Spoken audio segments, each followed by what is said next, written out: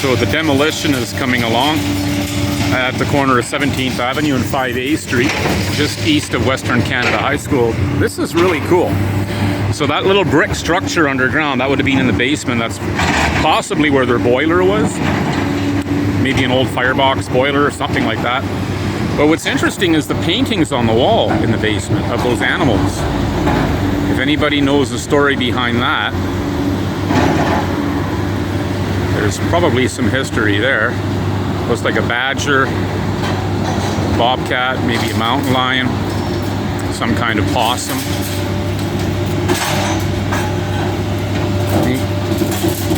Numerous businesses have been here over the years. I'd say this building must be at least 50 years old.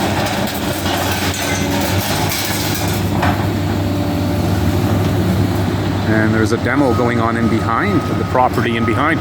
So whatever they're planning to build here is going to be large. It'll have a fair-sized footprint for Lower Mount Royal. Probably going to be a high-rise or low-rise condo with commercial space on the main floor. But I just find that really interesting, and I came by here the other day and I'd never...